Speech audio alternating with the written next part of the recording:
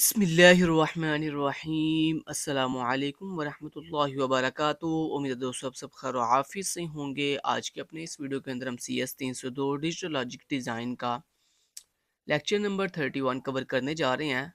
तो मैंने आपको प्रीवियस लेक्चर में भी ये बात क्लियर की थी कि जो लेक्चर नंबर 29 है ना, अगर आप उस लेक्चर नंबर 29 को अच्छे से कर लेते हो तो उससे आपका लेक्चर नंबर 29 भी कवर हो जाएगा, लेक्चर नंबर 30 भी कवर हो जाएगा और लेक्चर नंबर 31 भी कवर हो जाएगा। तो ये तीनों लेक्चर आपके कवर हो जाएंगे अगर आप सिर्फ ओनली लेक्चर नंबर 29 को अच्छे से कर लेते हो। क्लियर? तो दोस्तों यहाँ पे लेक्चर नंबर 31 के अंदर भी यहाँ पे वही कंसेप्ट बताया गया है जो कंसेप्ट आपको लेक्चर नंबर 29 के लास्ट पे बताया गया था। एक लॉन्ग क्वेश्चन था और वो लॉन्ग क्वेश्चन ये था कि आप किस तरह से इम्प्लीमेंटेशन कर सकते हो सर्किट को डिज़ाइन करने की। तो उसके 6 स्टेप्स थे। तो उन 6 स्टेप्स को हमने लेक्चर नंबर 29 के लास्ट पे बहुत अच्छे से देखा था। तो यहाँ पे फिर वही टॉपिक साथ दोबारा रिपीट कर रहे हैं जो कि जेके फ्लिप फ्लॉप को ही फॉलो कर रहा है और यही जेके फ्लिप फ्लॉप का यही सेम टॉपिक हमने जो है वो अप काउंटर का लेक्चर नंबर 29 के अंदर भी कवर किया था। लिहाजा हम इसको यहाँ पे स्किप करके अगले टॉपिक पे जाने लगे हैं। तो ये दोस्तों आप देख सकते हैं अगला टॉपिक भी सेम वही है, सिर्फ फ़र्क इतना है कि यहाँ पे सर कह रहे हैं कि flip flop based implementation SR flip flop based implementation, यानी फ़र्क सिर्फ इतना है कि ये भी सेम वही कंसेप्ट है, सेम वही टॉपिक है लेक्चर नंबर 29 के लास्ट वाला कि किस तरह से आप जो है अपने सर्किट को डिज़ाइन कर सकते हो, उसकी कैसे इम्प्लीमेंटेशन कर सकते हो उन 6 स्टेप्स को यूज़ करते हुए। तो ये भी वही टॉपिक है, सिर्फ फ़र्क इतना है कि उसमें हमने जेके फ्लिप फ्लॉप यूज़ किया था, जबकि इसमें हम जो है वो एसआर फ्लिप फ्लॉप जो है वो यूज़ करने जा रहे हैं। क्लियर? अब दोस्तों चाहे आपका जेके फ्लिप फ्लॉप हो, चाहे आपका एसआर फ्लिप फ्लॉप हो, जो फर्स्ट 2 स्टेप्स है ना, यानी जिसमें फर्स्ट स्टेप क्या होता है, इम्प्लीमेंटेशन किसी भी सर्किट को इम्प्लीमेंट करने का जो फर्स्ट स्टेप होता है वो होता है स्टेट डायग्राम, जिसको हम मशीन डायग्राम भी कहते हैं। तो उस स्टेट डायग्राम के अंदर तमाम अपनी पॉसिबल स्टेट जो होती हैं, जो स्टेजेस होती हैं, उनको डिफाइन करते हैं डायग्राम की फॉर्म के अंदर। तो वो हमारा जो स्टेप है वो चाहे जेके फ्लिप फ्लॉप हो, चाहे आपका एसआर फ्लिप फ्लॉप हो, दोनों फ्लिप फ्लॉप की सूरत में आपको जो फर्स्ट स्टेप है वो सेम रहेगा, स्टेट डायग्राम वाला। और जो दूसरा जो स्टेप था वो ये था नेक्स्ट स्टेट टेबल, कि यानी आपके पास अगर एक प्रेजेंट स्टेट है तो उस प्रेजेंट स्टेट को देखते हुए आप उसकी नेक्स्ट स्टेट बयान करो, उसको बताओ कि इस प्रेजेंट स्टेट के अकॉर्डिंग उसकी नेक्स्ट स्टेट क्या होगी। तो वो दोस्तों जो दूसरा स्टेप था ना, नेक्स्ट स्टेट टेबल, वो भी आपका कॉमन रहता है, सेम वैसे ही बनेगा जैसे अगर आपने जेके फ्लिप फ्लॉप चाहे यूज़ कर रहे हो या चाहे आप एसआर फ्लिप फ्लॉप यूज़ कर रहे हो, आपका वो स्टेप नंबर 2 था वो भी सेम रहेगा। उसके बाद आता है दोस्तों स्टेप नंबर 3, जिसमें है फ्लिप फ्लॉप ट्रांजिशन टेबल। ये है आपका स्टेप नंबर 3। अब इस स्टेप नंबर 3 के अंदर आपने क्या करना होता है, जो भी आप फ्लिप फ्लॉप यूज़ कर रहे हो उस फ्लिप फ्लॉप के अकॉर्डिंग आपने एक ट्रांजिशन टेबल जो है वो ड्रा करना होता है। क्या बनाना होता है? एक ट्रांजिशन टेबल बनाना होता है कि अगर मान लो वहाँ पे अगर जे के फ्लिप फ्लॉप है तो यहाँ पे आप जे और के इनपुट लेते हो और उसके अकॉर्डिंग बताते हो कि आपकी जो क्यू आउटपुट है, करंट स्टेट, वो क्या आएगी और क्यू की जो नेक्स्ट स्टेट है वो क्या आएगी, जे और के की इनपुट के अकॉर्डिंग। लेकिन चूंकि ये एस आर फ्लिप फ्लॉप है तो इसमें आप क्या करोगे, इसमें आप जो इनपुट है वो एस और आर रखोगे, एस और आर रखोगे और उसके अकॉर्डिंग आप बताओगे यहाँ पे क्यू की करंट स्टेट की प्रेजेंट स्टेट क्या होगी और क्यू की नेक्स्ट स्टेट क्या होगी। ठीक है? अब दोस्तों ये भी सेम जैसे जेके फ्लिप फ्लॉप में हमने ट्रांजिशन टेबल बनाया था फ्लिप फ्लॉप का, सेम ये भी टेबल सेम वैसे, ये सिर्फ फर्क इतना है कि वहां पे जेके फ्लिप फ्लॉप के अंदर यहाँ पे भी एक्स था, ठीक है, यहाँ पे इस जगह पे भी एस एक्स था, जहाँ पे अगर एस जे की वैल्यू 1 हो तो आर की जो के है उसकी वैल्यू एक्स होती है। तो यहाँ पे एक्स था जेके फ्लिप फ्लॉप के अंदर और यहाँ पे जेके फ्लिप फ्लॉप के अंदर यहाँ पे भी एक्स था। तो यहाँ पे दोस्तों सिर्फ फ़र्क इतना आया है कि जेके फ्लिप फ्लॉप में ये जो यहाँ पे एक्स और यहाँ पे एक्स था ना, उसकी जगह पे हमने एस आर फ्लिप फ्लॉप के अंदर ये देखें 0 और 0 लगा दिया, सिर्फ इतना फ़र्क आया, बाकी सारा वैसे ही रहेगा कि यानी उसमें यहाँ पे भी एक्स था, यहाँ पे भी एक्स है, सिर्फ और इसमें क्या फ़र्क आया, इसमें सिर्फ एस आर फ्लिप फ्लॉप को यूज़ करने की सूरत में फ़र्क सिर्फ इतना है कि यहाँ पे जो एक्स था उसकी जगह पे हमने 0 लगा दिया और यहाँ पे जो एक्स है उसकी जगह पे भी 0 लगा दिया। ऐसा दोस्तों हमने क्यों किया है? क्योंकि वो भी मैं आपको रीज़न बता देता हूँ। उसकी रीज़न दोस्तों ये है कि जब आप यहाँ पे एक्स लगाते हो ना, तो उसका मतलब ये होता है कि आपकी वैल्यू यहाँ तो यहाँ पे 0 होगी, यहाँ आपकी वैल्यू 1 होगी। अगर मान लो दोस्तों यहाँ पे वैल्यू आप रखते हो 1, तो यहाँ पे देखो एस की वैल्यू भी क्या है 1 और आर की वैल्यू भी अगर आप एक्स रखते हो तो इसका मतलब कि यहाँ तो वैल्यू 0 होगी, यहाँ 1। तो मान लो अगर मैं लेट कर लेता हूँ कि मैंने यहाँ पे 1 लगा दिया, मैंने यहाँ क्या लगा दिया 1, तो अब देखो एस की वैल्यू भी 1 होगी और आर की वैल्यू भी 1 होगी। तो आपको पता है दोस्तों एसआर फ्लिप फ्लॉप के अंदर अगर एस की वैल्यू भी 1 हो, आर की वैल्यू भी 1 हो, तो उस सूरत में आपकी जो इनपुट है वो इनवैलिड होती है। क्या होती है आपकी? वो इनवैलिड स्टेट है या इनवैलिड आपकी इनपुट है। यही वजह कि यहाँ पे हमने एक्स नहीं लगाया, क्योंकि अगर हम एक्स लगाएंगे तो यहाँ पे आप 0 भी रख सकते हो, 1 भी रख सकते हो, लेकिन हमने यहाँ पे 1 यूज़ नहीं करना। इसलिए फिर बाकी क्या बच गया? बाकी बच गया 0, तो हमने यहाँ पे एक्स की बजाय डायरेक्ट 0 लिख दिया कि यहाँ पे सिर्फ आप रख ही 0 सकते हो। अगर एस की वैल्यू 1 है तो आर की वैल्यू फिर क्या होगी? 0 होगी, 1 नहीं हो सकती, क्योंकि एक सेम टाइम के अंदर एस की वैल्यू और आर की वैल्यू 1 नहीं होगी, क्योंकि अगर दोनों एस भी 1 हो, आर भी 1 हो, तो वो एक इनवैलिड स्टेट है। ऐसे यहाँ पे देखो, यहाँ पे इस एक्स की जगह पे हमने 0 क्यों लिखा है? इसकी भी सेम वही रीज़न है कि देखो यहाँ पे आर ऑलरेडी 1 है, और अगर यहाँ पे हम एक्स लिखते हैं एस की जगह पे, तो इसका मतलब ये है कि यहाँ पे या तो आप 0 लगा सकते हो अपनी तरफ से, यहाँ आप 1 लगा सकते हो। और अगर यहाँ पे दोस्तों हम 1 लगाते हैं अपनी तरफ से, तो फिर क्या होगा? फिर ये इनवैलिड स्टेट हो जाएगी। क्यों? क्योंकि एस की वैल्यू भी 1 हो जाएगी, आर की वैल्यू भी 1 हो जाएगी, तो ये एक इनवैलिड स्टेट है या इनवैलिड इनपुट है। लिहाजा हमने यहाँ पे क्या किया? ये जो 1 हमने यहाँ पे एक्स था, जिसका मतलब ये था कि यहाँ पे आप या तो 0 लगाओ या 1, तो हमने इस 1 को हटा दिया, तो बाकी क्या बच गया? 0। तो हमने यहाँ पे डायरेक्ट 0 लिख दिया एक्स की बजाय। ठीक हो गया? तो ये दोस्तों इसमें थोड़ी-सी चेंजिंग हुई है, बाकी सारा कांसेप्ट वही जेके फ्लिप फ्लॉप वाला ही है। क्लियर? अच्छा जी, ठीक हो गया जी। अच्छा जी, नेक्स्ट चलते हैं जी। तो ये ट्रांज़िशन टेबल आपको जेके फ्लिप फ्लॉप में मैंने बनाना सिखाया हुआ है, तो यहाँ पे बस जो फ़र्क डिफ़रेंस था वो मैंने बता दिया, बाकी सारा वैसे ही रहेगा। उसके बाद दोस्तों स्टेप नंबर 4 ये होता है कि आपने कार्नोज मैप ड्रा करना होता है। कार्नोज मैप आपने कैसे ड्रा करना होता है? उसके लिए आप यहाँ पे क्या करोगे, जितने आपने फ्लिप फ्लॉप यूज़ करने हैं, अब यहाँ पे हमने कितने बिट का काउंटर बनाना है? हमने यहाँ पे 3 बिट काउंटर बनाना है। कितने बिट का? 3 बिट का हमने यहाँ पे काउंटर बनाना है। तो दोस्तों मैंने आपको बताया हुआ है ऑलरेडी ये बात, कि जितने बिट काउंटर बनाना हो उतने आपने फ्लिप फ्लॉप यूज़ करने हैं। इसका मतलब यहाँ पे अगर 3 बिट है तो इसका मतलब हम 3 एसआर फ्लिप फ्लॉप यूज़ करेंगे। तो ये दोस्तों जो इनपुट है ना 2, ये वाली S0 और R0, ये आपके एसआर फ्लिप फ्लॉप नंबर 1 की इनपुट्स हैं। और उसके बाद ये जो नेक्स्ट 2 इनपुट है ना, S1 और R1, ये आपके सेकंड जो फ्लिप फ्लॉप है SR उसकी इनपुट्स है। और ये जो 2 इनपुट है ना, S2 और R2, ये आपके थर्ड जो फ्लिप फ्लॉप है ना उसकी ये दोनों इनपुट्स हैं। उसके बाद चूँकि यहाँ पे 3 फ्लिप फ्लॉप यूज़ हुए हैं, यही वजह है कि ये जो 3 आपको प्रेज़ेंट स्टेट दिखाई दे रही हैं, ये आपकी बेसिकली 3 फ्लिप फ्लॉप की आउटपुट्स हैं। यानी ये जो Q0 है ना, ये बेसिकली प्रेजेंट आउटपुट है किसकी? फ्लिप फ्लॉप नंबर 1 की। उसके बाद ये जो Q1 है ना, ये बेसिकली फ्लिप फ्लॉप नंबर 2 की जो है प्रेजेंट स्टेट है और प्रेजेंट आउटपुट है। और उसके बाद ये जो Q2 है, ये बेसिकली फ्लिप फ्लॉप नंबर 3 की प्रेजेंट स्टेट है। ऐसे ये जो आपको दिखाई दे रही है 3 आउटपुट, ये बेसिकली नेक्स्ट स्टेट की हैं। यानी ये आपके फ्लिप फ्लॉप नंबर 1 की Q0, यहाँ बेसिकली ये आपके फ्लिप फ्लॉप नंबर 1 की नेक्स्ट स्टेट है। ये Q0 कौन सा था? ये उसकी प्रेजेंट स्टेट को रिप्रेजेंट कर रहा है, और ये उसकी Q0 फर्स्ट फ्लिप फ्लॉप की नेक्स्ट स्टेट को रिप्रेजेंट कर रहा है। और उसके बाद ये जो है, ये जो यहाँ पे ये जो Q1 है, ये आपके सेकंड फ्लिप फ्लॉप की प्रेजेंट स्टेट को रिप्रेजेंट कर रहा है, जबकि ये वाला जो Q1 है, ये बेसिकली आपके फ्लिप फ्लॉप नंबर जो 2 है उसकी नेक्स्ट स्टेट को रिप्रेजेंट कर रहा है।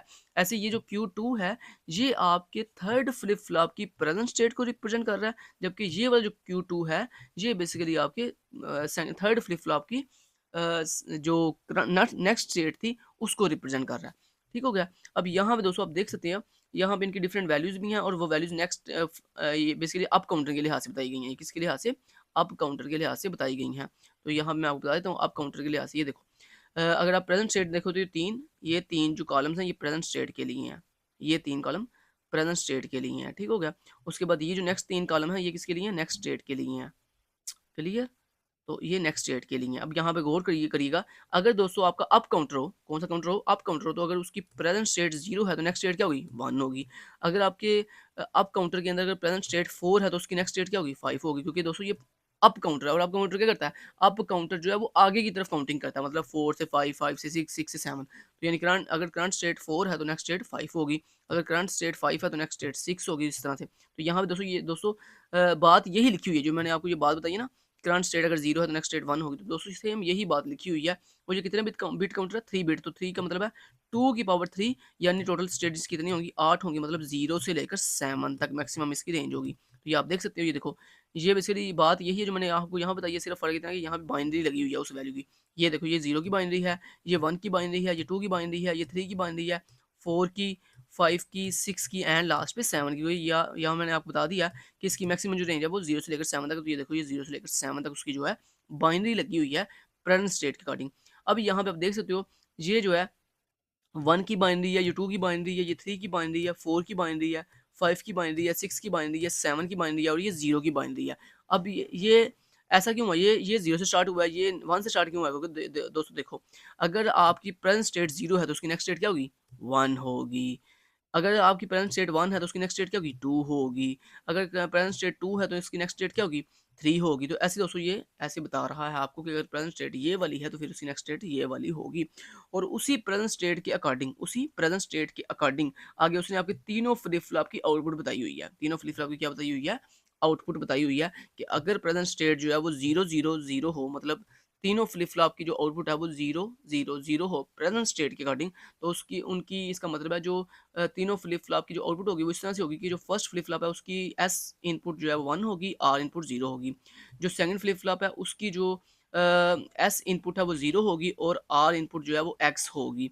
और उसके बाद जो आपका थर्ड फ्लिप फ्लॉप है उसकी एस इनपुट जो है 0 होगी और नेक्स्ट जो आर इनपुट है वो एक्स होगी। तो ये जो टेबल है दोस्तों, ये बेसिकली हमने ऊपर से देख के बनाया, ये बेसिकली कोई रॉकेट साइंस नहीं है, ये ऊपर से देख के हमने सारा जो है वो ड्रा किया हुआ है।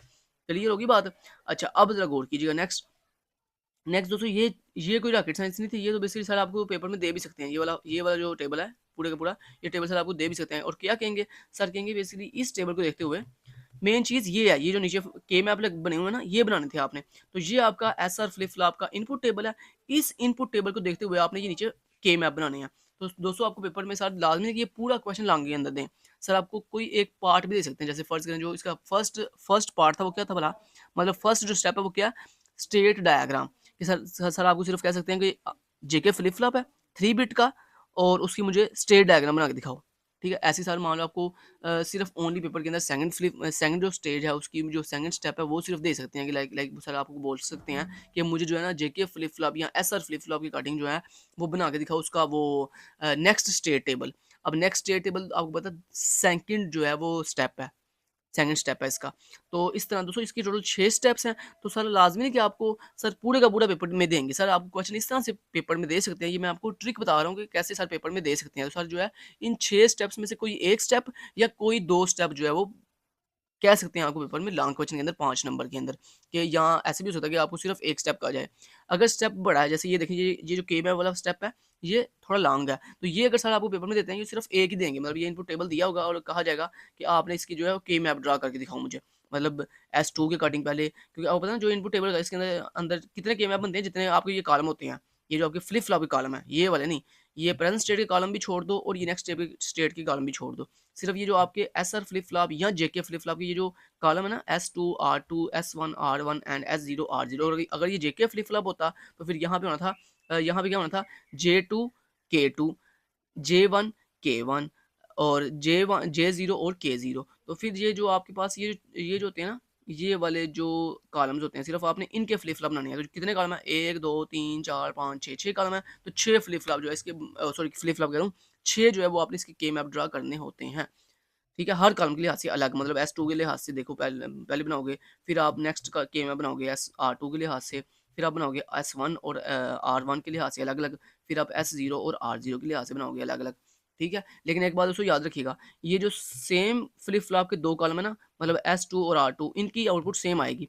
उसके बाद ये जो S1 और R1 है ना, इनकी आउटपुट भी सेम आएगी। बनाओगे आप अलग-अलग लेकिन आउटपुट सेम आएगी, ये पक्की बात है।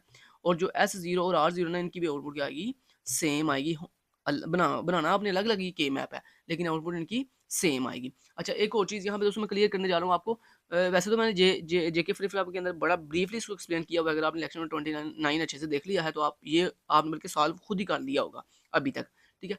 अच्छा, यहाँ पे जो चीज़ मैं आपको बताने जा रहा था ना वो ये थी कि दोस्तों सर अगर आपको जैसे ये स्टेप लॉन्ग है, ये स्टेप थोड़ा बड़ा है, तो फिर सर आपको ये अकेला सिर्फ एक ही स्टेप जो है करने के लिए कहेंगे लॉन्ग क्वेश्चन के अंदर। और अगर सर आपको जो है वो स्टेप छोटा, जैसे जो स्टेप नंबर 1 और स्टेप नंबर जो 2 है वो छोटे-छोटे हैं, मतलब स्टेट डायग्राम और नेक्स्ट स्टेट टेबल, ये पहले 2 स्टेप्स हैं। तो सर आपको लैंग्वेज के अंदर जो है ये 2 स्टेप भी इकट्ठे दे सकते हैं कि मुझे जो है ना वो जेके फ्लिप फ्लॉप या एसआर फ्लिप फ्लॉप सर बता सकते हैं कि इनके अकॉर्डिंग जो है स्टेट डायग्राम और नेक्स्ट स्टेट टेबल बना के दिखाओ। तो वो आप इस तरह से बना दोगे, 5 नंबर आपको मिल जाएँगे। या सर आपको कह सकते हैं मुझे ये जो है ना ऊपर ये जो बनाया हुआ था इसका एसआर फ्लिप फ्लॉप का ट्रांजिशन टेबल, ये सर आपको बनाने के लिए कह सकते हैं। ये सिंगल ही आएगा क्योंकि ये इतना कोई आसान नहीं है, इसको पहले आपको वो बनाना पड़ता है इसकी पहले वर्किंग आपको पता होगा एसआर फ्लिप फ्लॉप की, फिर उसके अकॉर्डिंग आपने ये टेबल बनाना होता है। तो ये आपको सिंगल ही सर पूछ सकते हैं कि मुझे ट्रांजिशन टेबल बना के दिखाओ। या फिर सर आपको इस तरह इनपुट टेबल देंगे कनौज मैप के अंदर, सर कहेंगे ये जो इनपुट टेबल है इस टेबल को देखते हुए मुझे इनके जो है ना एसआर फ्लिप फ्लॉप या जेके फ्लिप फ्लॉप के ये के मैप्स ड्रा करके दो अलग-अलग सबके। और इस तरह इसका नेक्स्ट स्टेप ये होता है कि आपको इनके ये के मैप्स दिए होते हैं दिए हो सकते हैं और सर कह सकते हैं कि इन के मैप्स को देखते हुए मुझे इसकी इक्वेशन ड्रा करके दिखाओ। तो वो भी इसका स्टेप है इक्वेशन ड्रा करना।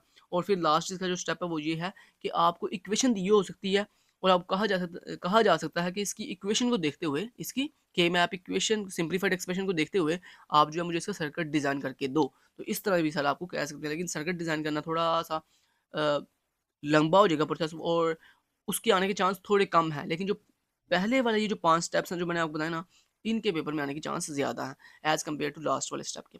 बाकी ये है दोस्तों कि अगर सर आपको ये यही सेम क्वेश्चन शॉर्ट के अंदर पूछते हैं मतलब 2 नंबर में या 3 नंबर में, तो उसमें फिर ये होगा सर आपको ये स्टेप परफॉर्म करने के लिए नहीं कहेंगे, बल्कि सर आपको सिर्फ ये कह सकते हैं कि किसी भी सर्किट जेके फ्लिप फ्लॉप या एसआर फ्लिप फ्लॉप के अकॉर्डिंग सर्किट को डिज़ाइन करने के, इंप्लीमेंट करने के जो स्टेप्स हैं ना 6 उनके नाम सिर्फ बताओ। तो आप वहाँ पे भी शॉर्ट के अंदर सिर्फ उनके सर आपको सिर्फ 3 नाम पूछ सकते हैं, 4 नाम पूछ सकते हैं या 6 के 6 नाम भी पूछ सकते हैं। तो शॉर्ट क्वेश्चन के अंदर अगर ये क्वेश्चन आता है तो फिर आप सिर्फ ओनली अपने स्टेप्स के नाम बताओगे। और अगर ये लॉन्ग के अंदर आता है तो फिर ये पूरा नहीं आएगा, कोई 1 स्टेप या कोई 2 स्टेप सर आपको पूछ सकते हैं मैक्सिमम बनाने के लिए। ले जनाब मैं आपको पेपर के पॉइंट ऑफ व्यू से भी बता दिया है कि ये क्वेश्चन किस तरह से आ सकता है। अच्छा अब यहाँ पे दोस्तों ये जो हमने बनाना है सबसे पहले इस पहले कॉलम के लिहाज से, मतलब जो पहला कॉलम है ना S2 इसके लिहाज से हमने जो अपना के मैप ड्रा करना है। अब के मैप कैसे ड्रा करते हैं उसके लिए सबसे पहले आपने क्या करना है, जो आपकी प्रेज़ेंट स्टेट है ना, जो आपकी प्रेज़ेंट स्टेट के एक कॉलम है, वो देखो कितने कितने हैं, 3 हैं, Q2, Q1 एंड Q0। तो हम क्या करेंगे Q2 और Q1 3 है ना दोस्तों, हम ऐसे डिवाइडर लगाएँगे और आपको पता है के मैप कैसे बनाते हैं, जितने लिटरल्स हों उसमें उतने लिटरल्स को हाफ नीचे और हाफ ऊपर कर देते हैं। अगर हाफ हाफ डिवाइड ना हो रहे हो तो फिर आपकी मर्ज़ी आप ज़्यादा नीचे लिख दो या ज़्यादा ऊपर लिख दो। अब यहाँ पे देखो कितने हैं, 3 है, तो ये 3 हाफ हाफ डिवाइड नहीं हो सकते। अगर तो 4 होते तो फिर मैं 2 नीचे और 2 ऊपर लिख देता। मतलब ये जो डिवाइडर का साइन है, इस डिवाइडर के साइन से पहले जो है यहाँ तो 2 नीचे और 2 ऊपर, अगर 4 होते। अब ये 3 है, तो मैं क्या करूँगा, यहाँ तो मैं 2 नीचे लिख दूँगा, Q2 और Q1 नीचे और Q0 ऊपर लिख दूँगा। यहाँ मैं ऐसे कर सकता हूँ, क्या ऐसे लिख लूँ Q2 और डिवाइडर से ऊपर Q1 और Q0 ऐसे भी लिख सकता हूँ, लेकिन ज़्यादा बेस्ट यही है कि आप ऐसे लिख लो Q2 Q1 बटे के नीचे 2 और बटे से ऊपर डिवाइडर से ऊपर 1 लिख लो ऐसे। जैसे यहाँ पे देखो सामने लिखा हुआ है, ये देखो ये डिवाइडर का साइन लगा हुआ है सामने और उसके नीचे सामने क्या लिखा हुआ है Q2 Q1 तरतीब से और Q0 जो है ऊपर डिवाइडर के साइन के बाद लगा दिया।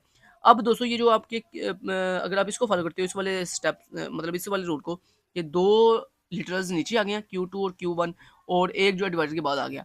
अब दोस्तों जो 2 नीचे आपने लिखे हैं उनकी आपने पॉसिबल कॉम्बिनेशन लिखनी है। पॉसिबल कॉम्बिनेशन मीन कि देखो Q2 और Q1 2 लिटरल्स हैं, तो 2 की पावर आपने 2 लेनी है। जितने लिटरल्स हों उतनी 2 की पावर लेनी होती है। तो 2 दूनी 4, 4 आ गया वैल्यू, तो यानी इसके 4 पॉसिबल कॉम्बिनेशन बनेंगे। तो ये आप देख सकते हो 0, 0, 0, 1, 1, 1 और 1, 0, ये बेसिकली ग्रे रूल के अकॉर्डिंग जो है कॉम्बिनेशन लिखे गए हैं।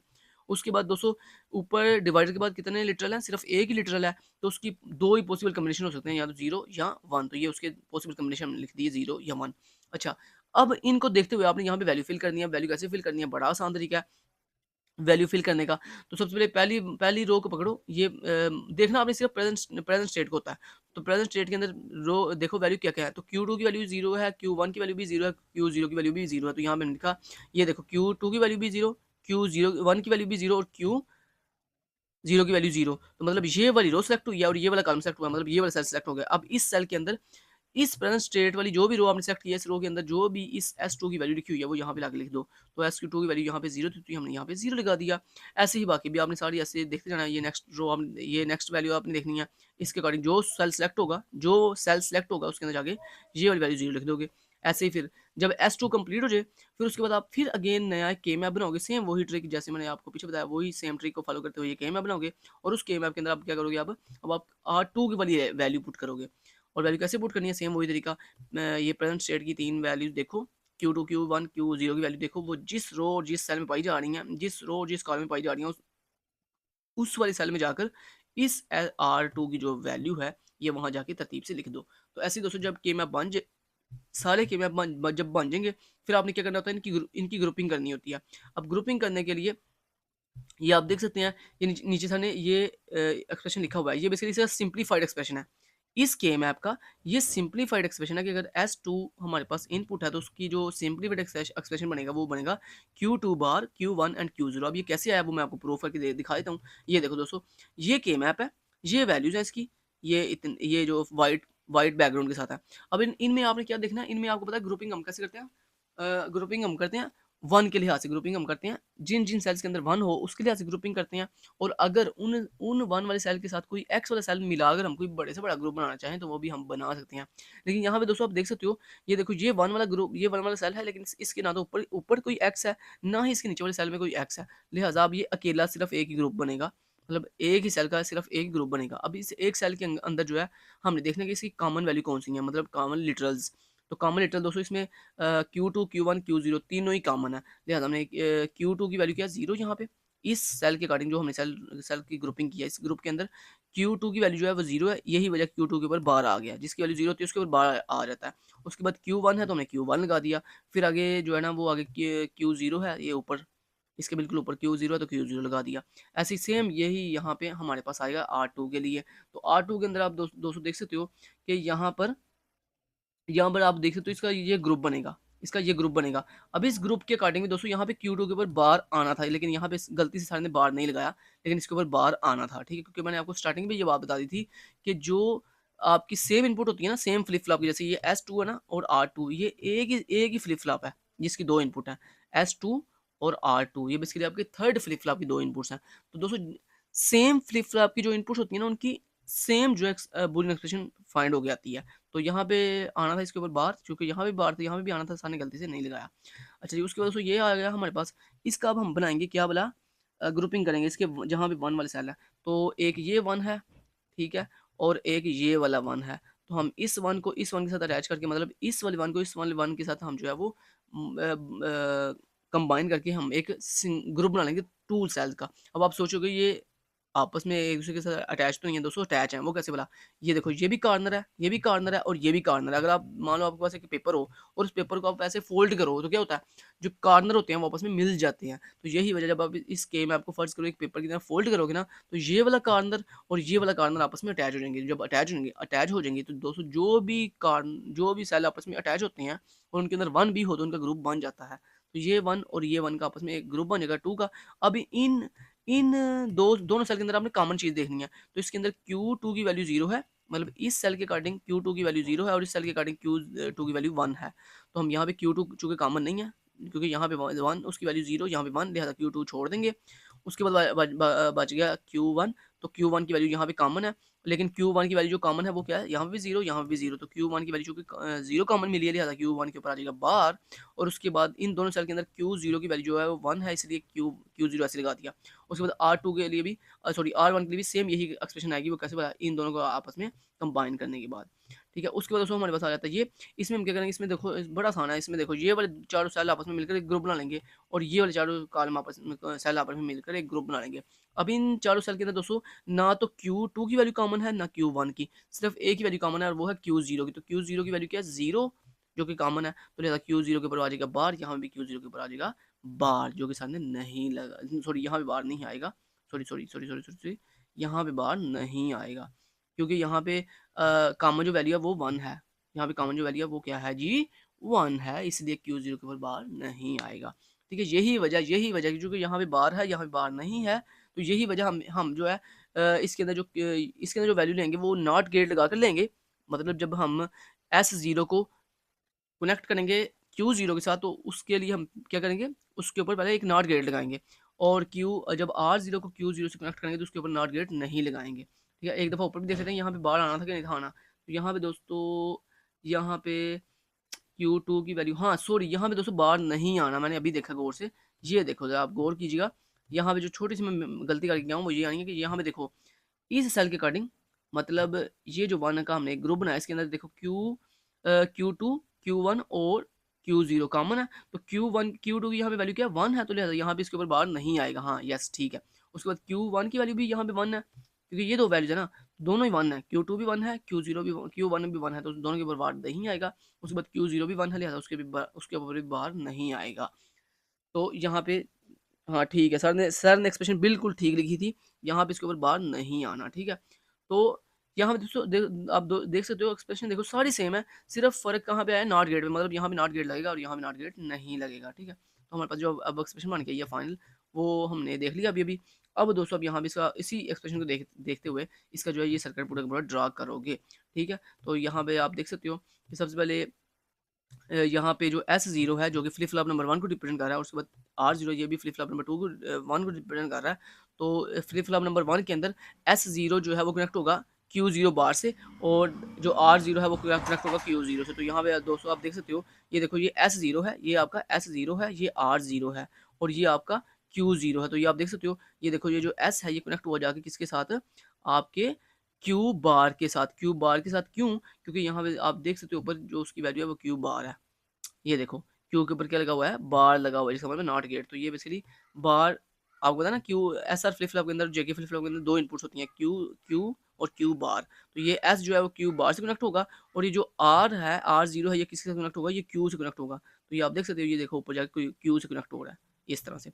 बाकी जो जो क्लॉक है वो सबके लिए कॉमन रहेगी ठीक है। और उसके बाद ये जो बाकी आगे सर्किट बना हुआ है ये सारा इसने ऊपर से देखिए बनाया हुआ है मतलब इन इन इक्वेशन को देखते हुए। अब ये सेकंड फ्लिप फ्लॉप की इक्वेशन है उसके एस इनपुट के लिए और ये सेकंड फ्लिप फ्लॉप की आर इनपुट के लिए इक्वेशन लिखी हुई है। इसको ही देख के आप सर्किट बनाओगे और उसके बाद ये थर्ड फ्लिप फ्लॉप की एस इनपुट है और ये थर्ड फ्लिप फ्लॉप की आर इनपुट है। ठीक है, तो उम्मीद करता हूँ दोस्तों आपको ये बाकी सर्किट बनाने के का जो तरीका मैंने आपको लेक्चर नंबर 29 के अंदर भी अच्छे से एक्सप्लेन किया था। तो उम्मीद आपको उसकी समझ आ गई होगी। उसके बाद दोस्तों ये इसकी टाइमिंग डायग्राम दिखाई गई है एस आर फ्लिप फ्लॉप की, जिसमें आप देख सकते हो स्टार्टिंग जो है वो वैल्यू 0, 0 और 0 मतलब तीनों फ्लिप फ्लॉप की आउटपुट 0, 0 है। उसके बाद जो नेक्स्ट ट्रांजिशन आई है उसके ऊपर देखो जो फर्स्ट फ्लिप फ्लॉप है उसकी वैल्यू 1 है, फिर नेक्स्ट 0 है, फिर नेक्स्ट 0 है। ऐसे यहाँ पे आप देख सकते हो इसकी वैल्यू 0 है, फिर नेक्स्ट 1 है और नेक्स्ट 0 है। तो ये देखो ये फर्स्ट वाली क्या 0, 0, 0 मतलब ये 0 की बाइनरी है।